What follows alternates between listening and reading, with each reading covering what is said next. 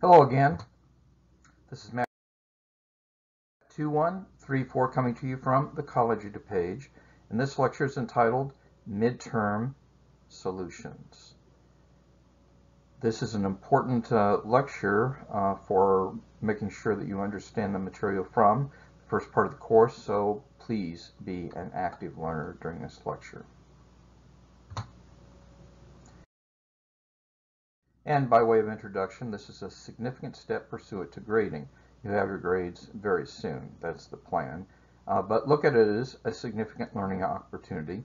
You should have your work because you only faxed in copies and the answers, and you should have saved it. Study this and learn from your mistakes.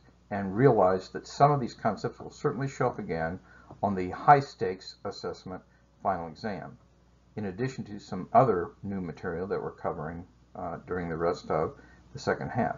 And a companion midterm administration video will follow soon, which heralds a return to more new Chapter 4 content also.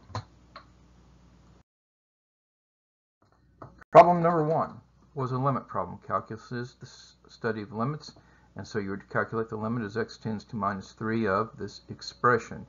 You can't just plug it in, because if you do, you get 0 over 0. In this case, you factor the numerator and you have x minus 4 after factoring and canceling the common factor of x plus 3. And so then you can plug it into x minus 4, and you plug it in, and the answer is -7.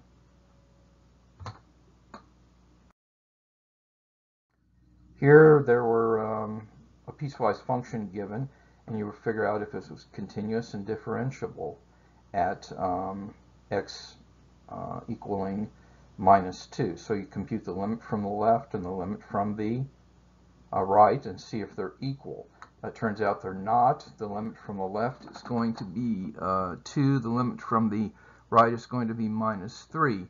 And so the function is neither continuous nor differentiable at x equal -2, and you can explain that. Here's pretty much an explanation. It's not continuous because there's a jump, and the limit from the left and right are not equal, and if it's differentiable, then it's continuous. So if it's not continuous, it's not differentiable.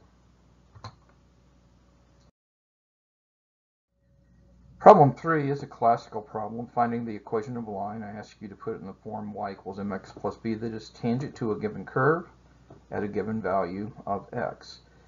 So we know that the tangent is the slope of the tangent line to the curve, and if we take the derivative here, we'll get -2x, and we substitute x equal -1 into that, we find that the slope is 2. So the slope is 2, and when x is -1, we can plug in and find out that y is 3.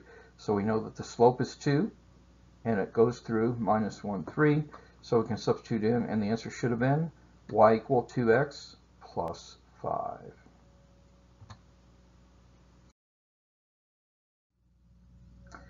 Here we're considering y equals f of x is 4x cubed minus 9x squared minus 30x plus 25, and we wanted to know the relative maximum.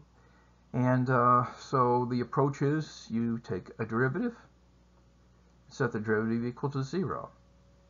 And there are two solutions. This is one solution, and that is the other. You could have used the second derivative test. The second derivative of this is going to be 24x minus 18, and we can factor that this way to determine whether it is bigger than 0 or less than 0 when you substitute these things in. When you put -1, you get it as negative. If the second derivative is negative, that's a relative maximum. And if you put this number in, you'll get positive, and that means it's a relative minimum for the second derivative. And to find out the xy coordinates, you substitute x equal -1 into the original equation, and x equal 5/2 into the original equation. This problem just asked for the relative max, and so it would be -1, and then you substitute -1 in that to get the y value. This problem was asking about the relative min, and we've really already talked about all of that. So you take, in this case, the 5/2, you substitute in there, you get a y value. Again, I ask you for the xy coordinates of the relative minimum. Number 6, the demand function is given by Q is equal to d of x, and that's equal to 120 minus 20x, where Q is the number of units rented, so the Q is the demand, the quantity, and X is the dollars per rental, or the unit price. So I asked questions about the elasticity of demand when X is 2, the price is 2. What happens to the elasticity of demand if X is 5? And what do your answers mean about price changes? And I did help you by telling you the formula. I didn't make you memorize that. Okay, so what you do is you do have to take the derivative. The derivative of the demand function, d prime, is going to be minus 20 either way. And the formula is minus x d prime over d of x. So I substitute in. When we're substituting 2 in, we get it as 1/2. That means that, since this is less than 1, that the demand is inelastic. And that means that the revenue and the price move in the same direction. So if you increase the price, you increase the revenue. When you go to 5, 5 is bigger than 1. That means it's elastic. If the demand is elastic, then the change in revenue and the change in unit price move in opposite directions. So if you increase the price, you actually make less money, less revenue.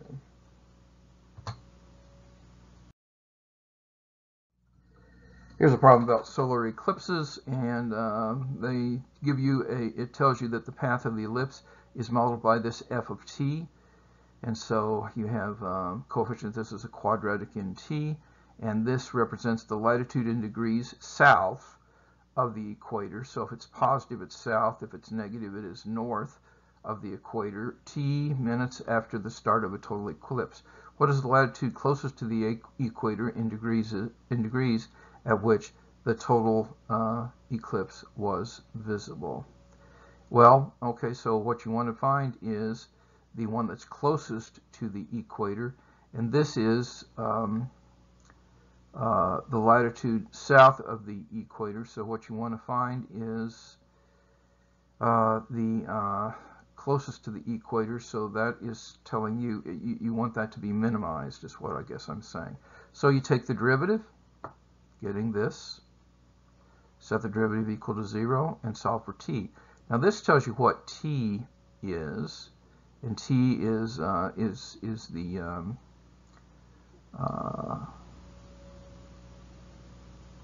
minutes after the start of the total eclipse. But the question was about the latitude, so you had to take this number and substitute back into the original equation, and if you did that calculation, you will get this as the latitude.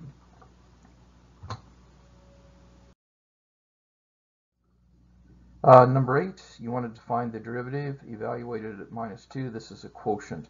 So this is going to be denominator times derivative of the numerator minus numerator times the derivative of the denominator, all divided by the denominator whole squared. If you simplify this, you get this expression, and I ask you to substitute f prime of minus 2, so you have to substitute minus 2 in. This is the exact answer, and if you used a calculator and rounded it off, you could have gotten this answer. The exact answer is the one I was really looking for, but I will probably give you credit for that one as well. Number 9, here we had y cubed plus x squared y to the 5th minus x to the 4th equal minus 11, and we were to find the slope of the tangent line to the curve at this point. It turns out that 2, 1 is on this curve. Now, this requires you to use implicit differentiation. So we will look at y cubed, and the derivative of that is going to be 3y squared dy dx, because the slope is dy dx. The next one, this is a product of differentiable functions. This is x squared, that is y to the 5th. So what happens is this is going to be the derivative of the first times the second, plus the first, the x squared, times the derivative of the second. Now the derivative of the second this time is 5y to the 4th times dy dx. So you see this was the product rule, minus, and the derivative of this is 4x cubed, and the derivative of minus 11 is 0. Now you can take this number and substitute it in.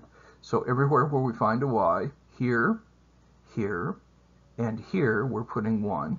And everywhere we find an x, let's see, x is here, and x is here, we substitute 2, and we do the calculation, and we're going to solve. So you see here we have 4 minus 32, so that's minus 28, but if we put it on the other side, it is 28. And here we have 20 dy dx, and here we have 3 dy dx, so that is 23 dy dx. So that solving for this, dy dx is equal to 28 over 23.